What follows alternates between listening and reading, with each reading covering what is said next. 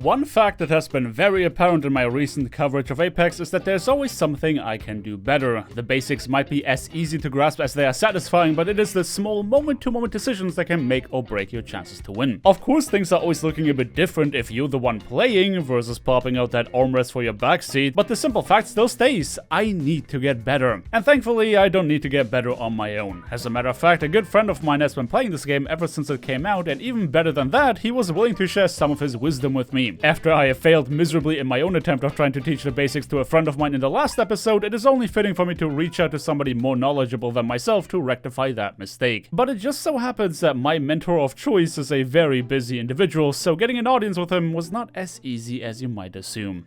You know, thought occurs. Is it possible that we have never played Apex together?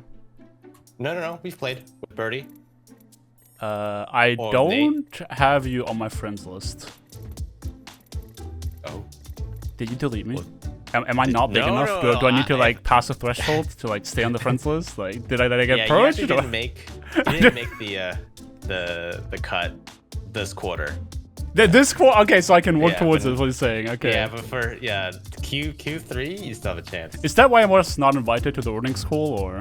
Wait, what? You know, the kAndyREW earnings call, where you discuss your content strategies and plans going forward. The board of directors. Yeah, obviously. I thought I had the seat, a seat, but... Nope, the board voted you out. After careful reconsideration, kAndyREW succeeded in convincing his board of directors to let me on his friends list once more. I mean, honestly, the last time I remember having played with him was back when he still played Overwatch, so it is entirely possible that we just never got around to playing Apex when it came out. Anyway, Kändy figured that just him alone was enough of a leg up for me to learn how to play the game. We don't want the matches getting too easy for me after all, and getting carried by two full-time Apex creators may have been counterproductive for me as far as my goal to improve is concerned. But considering his busy schedule, I figured that now was a good time to ask all sorts of questions that I was wondering ever since I came back to the game. Are there locations I should avoid dropping at? What weapons are considered strong? Why won't the comment section stop bullying me? You know, typical questions you ask when playing Apex Legends. But that calm entry to the game was soon to be disturbed by two enemy squads fighting in a building. You know me, if there's a chance to hone my skills there in combat, that isn't an opportunity I usually say no to. On the roof of the building next to you. Oh, I see him, okay. Target acquired. 60. Okay. I'm going in there. One of them's broke. Yeah, they're all pretty lit, but I gotta heal.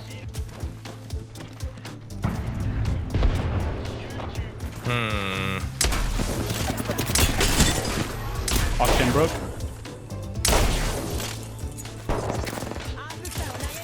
I'm popping that real quick.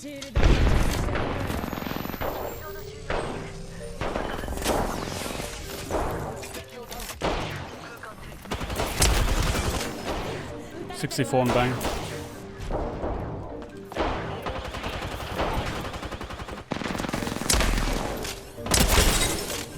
Bang broke.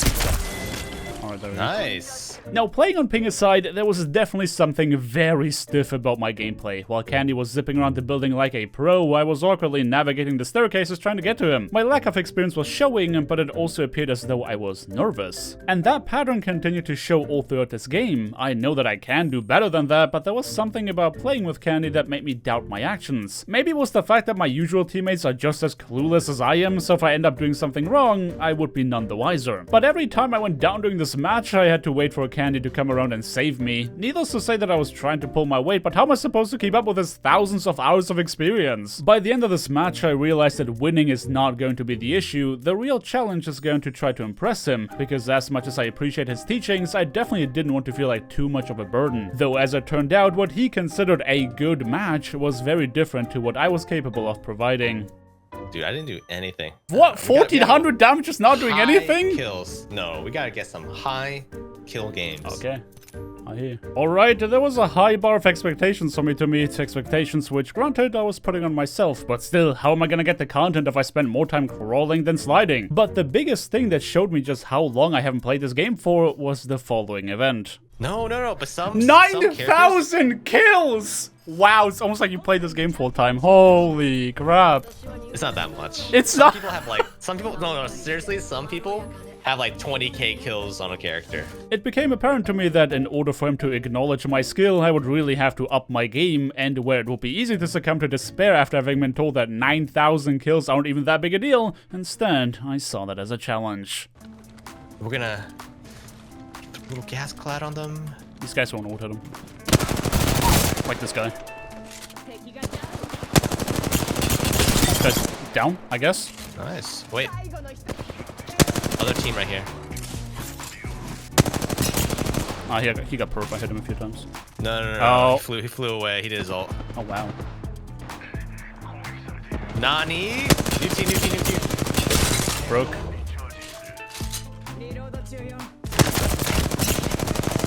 Yeah, there's almost cracked, so they're not gonna push you. I'm pushing. Wait. I think someone's flanking. Yup. Got one. This guy's dead. Nice. No, it's honestly probably better. I got one. I don't know where the other guy went. The AFK? No, he was just without armor for some reason. Alright. I will... Let's go to Fragment East, I guess. Okay, wherever Wait, that... someone here? Oh, yep. Clearing your grenade. He's white armor. Oh, he's so flesh. I'm so bad at aiming. That's what the kids say, right? He's so flesh. I don't know, but I wouldn't chase that. I mean, up to you if you want. Actually... Yep, we're good. We should definitely chase that, hell yeah. There we go. Nice shots. You finish him? Sure. I got hit from somewhere with a bow, so... Oh, those people. Guys on me. Red armor.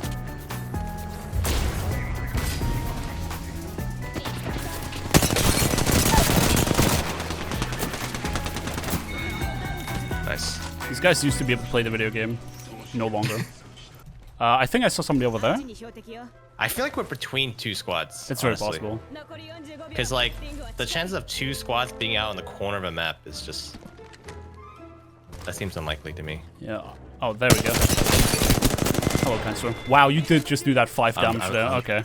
It was a headshot. It was a headshot. Fine, jeez. Oh. One's really late cliff. Yeah, that's blue armor's cracked. Not the longbow guy. Not the longbow guy. The other guy. They both cracked. Okay.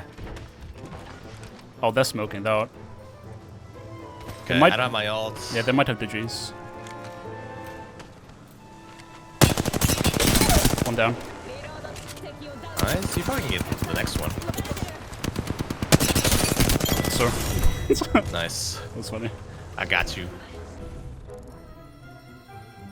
10 kills. You got 7. Respectable. Good game for my standards. It's a good game, period. Nice. And as such, this seed was planted. My nervousness had subsided, I began getting used to the ping, and I put what he showed me into practice. After my little freak out about his 9,000 kills, of course I knew he was just saying this was a good game to make me feel better, but still, an entire victorious match with me backing him up every step of the way, winning my fights and never going down, this was momentum at its finest. Now that Candy knows I can fend for myself, all it takes is one fateful moment to act as a trigger, and by God, I will make sure that Senpai notices me, even if it's the last thing that I do.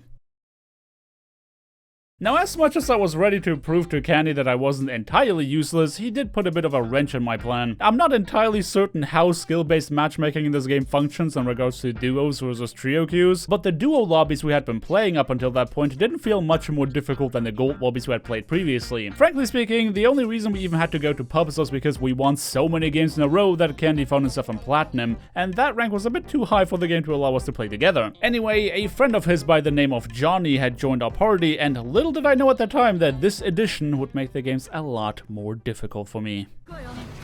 Okay, the entire lobby's here. Yep. Thank you, Johnny. Really? Oh, yeah, whoops. I'm gonna go here.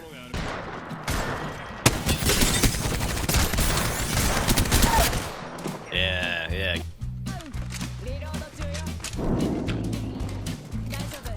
Got one.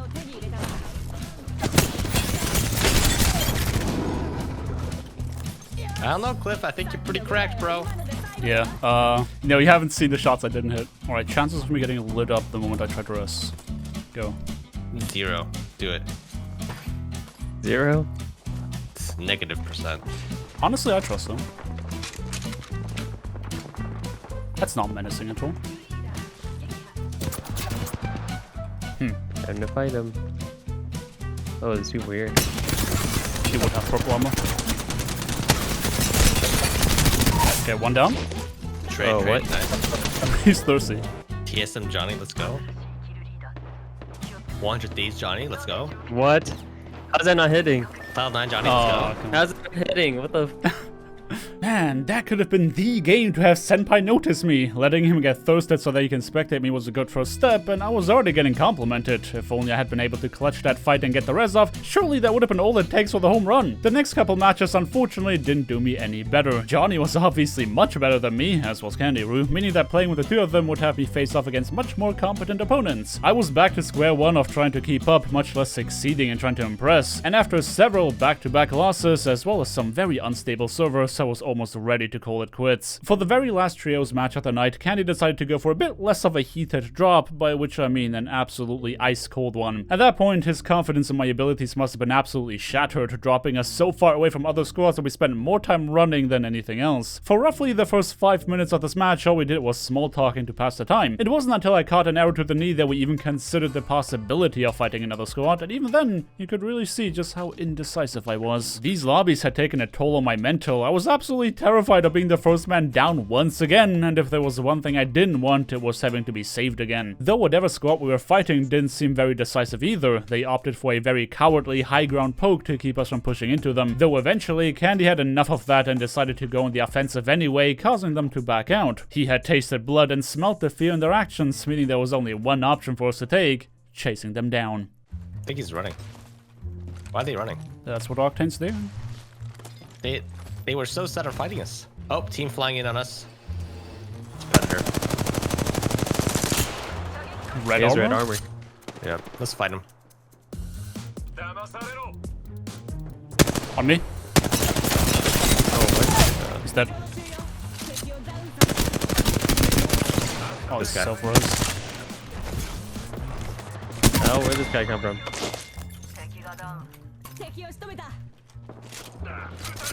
You guys okay? No. Yep. Got him. There's conflicting answers there. Yep. No. Yep, no. nope, yeah. It was Oh, pretty he has nuts. a 301. Crap. Thank you.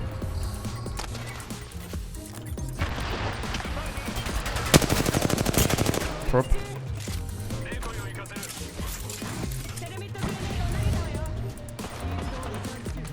This is Octane, bro.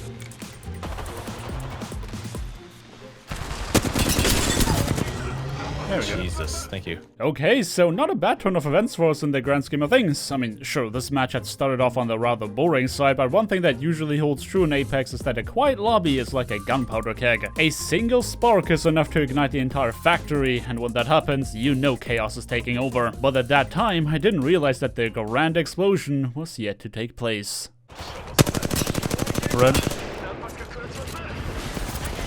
Left side. Perp. Oh wow, I'm lasered. If you can cover me from the store, I can rest Oh myself. my god. Oh, she got me. I'll just defend, I guess. This takes forever. Oh, she thirsting me.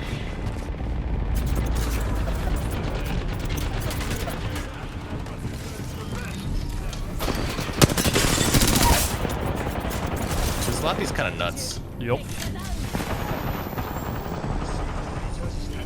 Candy, I'm scared. Don't be.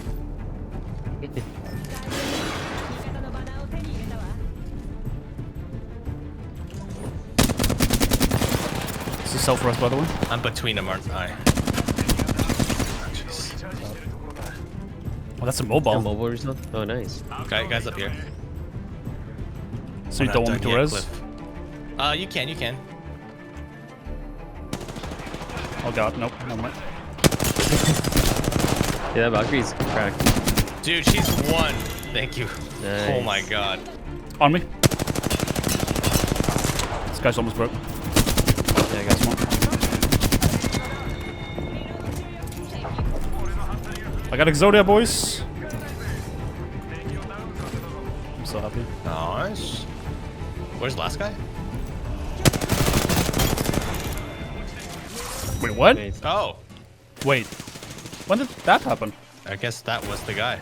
Well, what can I say? Not all stories end in a bang. After a long evening of trying to impress my senpai with absolutely no shortage of victories to boot, we found ourselves with a very abrupt, albeit satisfying conclusion. This was one of those matches where the numbers tell an entirely different story. It wasn't a bombastic free farm of eliminations, however, there was a lot of hardship, a lot of action, and a lot of lessons to be learned. I suppose it was a foolish endeavor to believe that I, a returning player, would be able to do much of anything that could be impressive to a full-time Apex content creator. But alas, it is the challenges in life that push us to do better. I actually did ask him about a lot of tips in between the clips I showed you in today's video, because believe it or not, but comment section coaching isn't as helpful as some of you might believe. Either way, I can't wait to put what he taught me into practice once again, but until then, thank you everybody so much for watching. Don't forget to drop me a like on your way out if you enjoyed the video, subscribe if you want to see more, and definitely ring that bell icon to not miss out on my next upload. I hope you guys have a fantastic day, and until next time, peace!